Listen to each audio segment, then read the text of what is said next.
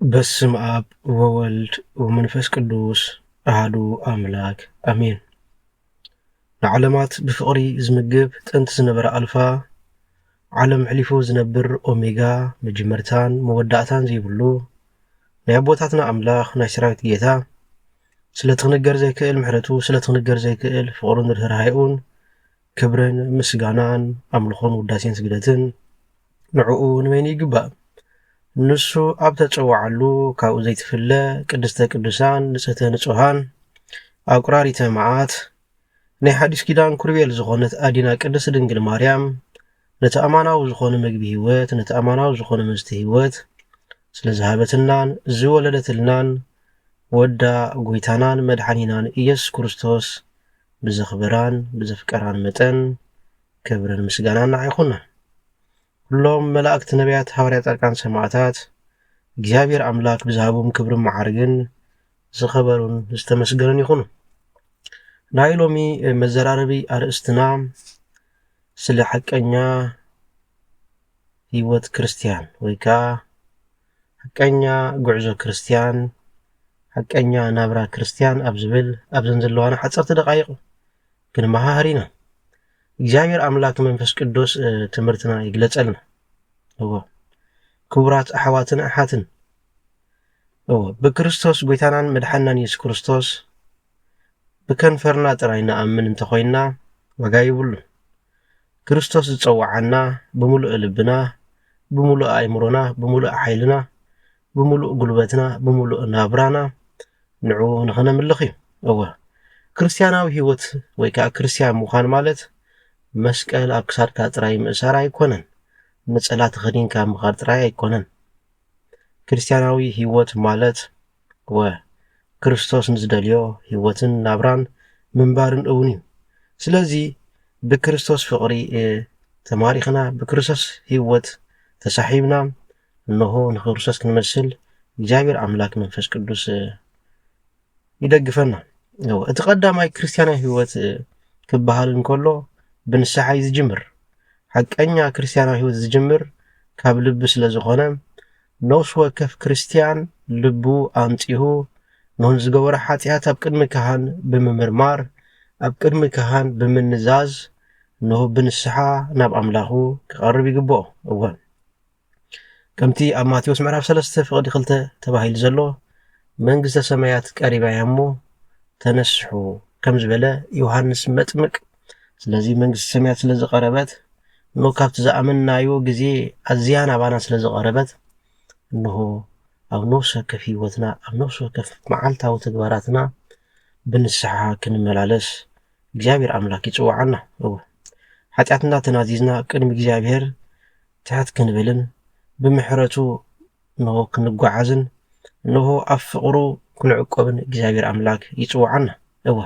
ዝተነስሐ ልቢ ምሕደሪ መንፈስ ቅዱስ ስለዝኸውን ከምቲ ዝተኸስተረ ምድሪ ቤት ዝተኸስተረ ቤት ንጹህ ዝኸውን እንሆ ኣነ ንስኻትኩም ድማ ብንስሓ ምስ ንሕፀብ ብንስሓ ምስ ንፀሪ እንሆ ምሕደር መንፈስ ቅዱስ ብቑዓት ኮይና ንርከብ። ስለዚ እቲ ቀዳማይ ናይ ሓቀኛ ክርስቲያናዊ ህይወት መተኣማመኒ ወይ ከዓ ምልክት ንስሓ ምእታዊ። ስለዚ ህይወትና እንዳመርመርና ክንከይድ ይግባአና። እቲ ካልኣይ ህይወት ጸሎት እዩ። እንሆ ሓደ ሓቀኛ ክርስቲያናዊ ወይ ሓቀኛ ናይ ህይወት ክርስቲያን ዝነብር ሰብ ጸሎት መዓልታዊ ክጽልይ ይግብኦ። ኩሉ ግዜ ንእግዚአብሔር አምላክ ብሕልንኡ ኩሉ ግዜ ንእግዚአብሔር አምላክ በኣንደበቱ ኩሉ ግዜ ንእግዚአብሔር አምላክ ኣብ ምውፅኡን ምእታውን እንሆ ንእግዚአብሔር አምላክ ከመስግን ይግብኦ። ስለዚ እቲ ሓቀኛ ናይ ክርስቲያናዊ ህይወት መገዲ እቲ ካልኣይ ጸሎት እዩ። ተቐዳማይ ንስሓ ክኸውን ከሎ እቲ ካልኣይ ጸሎት እዩ። ጸሎት ትንፋስ ነፍሲ ወገናተይ። ብዘይ ጸሎት ነፍሲ ዝመተት እያ። ነፍስና ብዘይ ጸሎት ዝመተት እያ ወገናተይ። ስለዚ ነፍስና ብህይወት ከነንብራ እንደሊ እንተኾይና ህያዋን ኮይና ክንነብር እንተኾይና ጸሎት ምግቢ ነፍሲ ከም ዝኾነ መጠን ኩሉ ግዜ ክንጽሊ ይግባአና። ኣብ ምድቃስና ኣብ ምትንሳእና ክንበልዕን ክንሰትን ሓፂሩ ኣብ ስራሕና ኣብ ዝተፈላለዩ ኩነታት ንእግዚአብሔር አምላክ ብጸሎት ክንጽውዖ እግዚአብሔር አምላክ ብጸሎት ክንዛረቦ ይግባአና።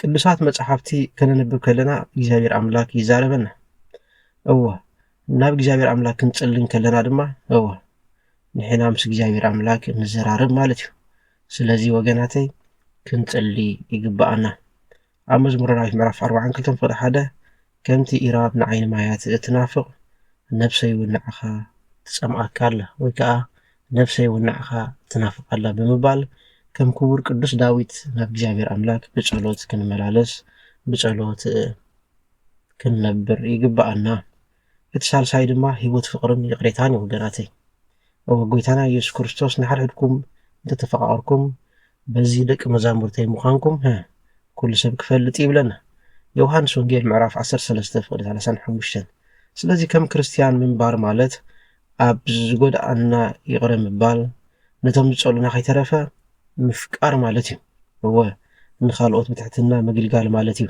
ስለዚህ ፍቅሪ ኣኽሊል ህይወት ክርስትና እዩ ቅዱስ ጳውሎስ እወ ኣኽራን ክሳብ ዝንቀሳቐስ እምነት እንተዝህልወኒ ፍቅሪ ግን እንተዘይብለይ ኮንቲ ብምባል ይምህረና ቀዳማይ ቆሮንጦስ ምዕራፍ 13 ፍቅዲ 2 ስለዚህ ኩሉ ግዜ ንሆ ፍቅርን ንሆ ኩሉ ግዜ ብይቕሬታን ኩሉ ግዜ ብምስጋናን ናብ እግዚአብሔር አምላክ ክንቀርብ እግዚአብሔር አምላክ መንፈስ ቅዱስ ይደግፈና እወ እቲ ራብዓይ ህይወት ቅዱስ ቤተክርስቲያን ድማ እወ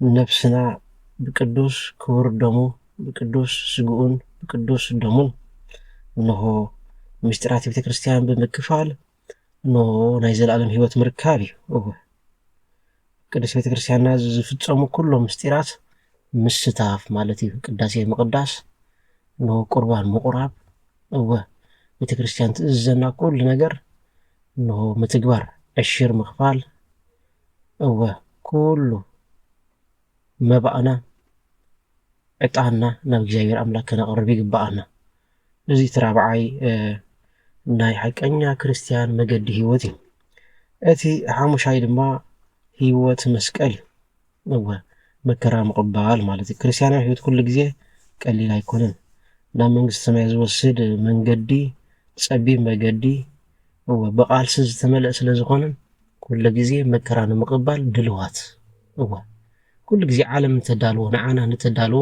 ንዓና ክትጋብዘና እንትደልዮም መከራ ምቕባል ማለት እዩ ስለዚ ንዓይ ክስዕበኒ ዝደሊ እንተሎ ርእሱ ይኸሓድ ይብለና መዓልታዊ መስቀሉ ኣልዒሉ ድማ ይስዓበኒ ይብለና ሉቃስ ምዕራፍ 9 ፍቅዲ 23 ስለዚ ንሆ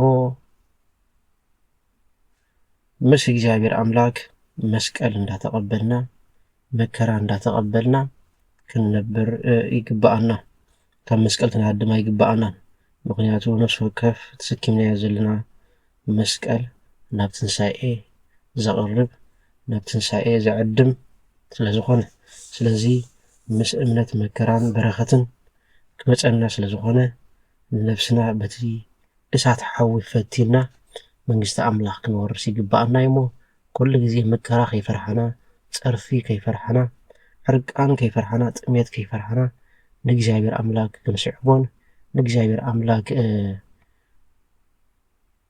ክንክተሎን ይግባአና እወ እቲ ሻልሻይካ ህይወት ተስፋን ዘለኣለማዊ ሓጎስን ክርስቲያን ብተስፋይ ዝነብር ኣብዛ ግዝያዊት ዓለም ዘይኮነስ ኣብታ ዘለኣለማዊት መንግስቲ አምላክ እወ ብተስፋ እምነት ክገብር ይግባኦ እዚኣ ዓለም እዚኣ ግዝያዊትን ሓላፊትን ስለዚ ተስፋና ድማ ኣብ ሰማያት ወገናተይ እወ ተስፋና ብክርስቶስ ኣብዛ ህይወት እዚኣ ጥራይ ነይሩ እንተዝኸውን ይብል ሐዋርያ ቅዱስ ጳውሎስ ካብ ኩሉ ፍጥረት እንሕዝን ካብ ኩሉ ፍጥረት እንሕዝን ምዃንና ነርና ይብለና ነገር ግን ተስፋና ኣብ ሰማያት ይብለና ከምኡን ኣብ ፊልጵስዩስ ምዕራፍ 3 ፍቅዲ 20 እንሆ ሃገርና ኣብ ሰማያት እዩ ይብለና ሐዋርያ ቅዱስ ጳውሎስ ስለዚ ሃገርና ኣብ ሰማያት ከም ምዃኑ ፈሊጥና ኣብ ሰማያት ከም ምዃኑ ተገንዚብና ተስፋ ዘለኣለማዊ ህይወትን ሓጎስን ክንናፍቕ እንሆ ነዚ ተስፋ ድማ ኩሉ ግዜ ክንጽበዮን ኩሉ ግዜ ክንቀርቦን ይግባአና እወ ወገናተይ ስለዚ ኣብ መንፈሳዊ ህይወትና ሓቀኛ ህይወት ክርስትና ንጓዓት ከም ዘለና ንኽንፈልጥ ነዘን 6 ነገራት ክንዝክር ይግባአና እቲ ቀዳማይ ንስሓ ክኸውን ከሎ እቲ ካልኣይ ህይወት ጸሎት ክኸውን ከሎ እቲ ሳልሳይ ህይወት ፍቕርን ይቕሬታን ክኸውን ከሎ እቲ ራብዓይ ህይወት ቅዱስ ቤተ ክርስቲያን ማለት ቅዳሴ ምቕዳስ ምስጢራትን ምክፋል ማለት እዩ። ከምኡውን እቲ ሓሙሻይ ህይወት መስቀል መከራ ምቕባል ንዝመፀካ መከራ ንዝመፀካ ጭንቅን መከራን ኩሉ ግዜ ምግጣም ማለት እዩ። ሻድሻይ መወዳእታን ከዓ ህይወት ዘለኣለማዊ ሓጎስ ማለት እዩ። እወ ነታ ናፍቓ መንግስቲ ኣምላኽ ኩሉ ግዜ ብተስፋ ክንፅበያ ኩሉ ግዜ ብሓጎስን ብደስታን ክንፅበያ ይግባኣና ማለት እዩ ወገናተይ። እዚ ኣብ መወዳእታ ንሆ ትምህርትና ብጸሎት ክንዓጽዎ ኢና። ወጎይታናን ኣምላኽናን መድሓኒናን ኢየሱስ ክርስቶስ ሓቀኛታት ክርስቲያን ግበረና። ብቃላት ጥራይ ዘይኮነስ ብልብን ብግብርን ንሆ ንዓኻ ክንመስል ሓግዘና። ክንንሳሕ ክንፋቐር ይቕሪ ይቕሪ ክንበሃል ከነገልግለካ ንመሃረና። ኩሉ መዓልታት ህይወትና ብሩህ ግበረልና። መስቀልካ ብትዕግስትን ብሓጎስን ክንስከም ኣጽንዓና።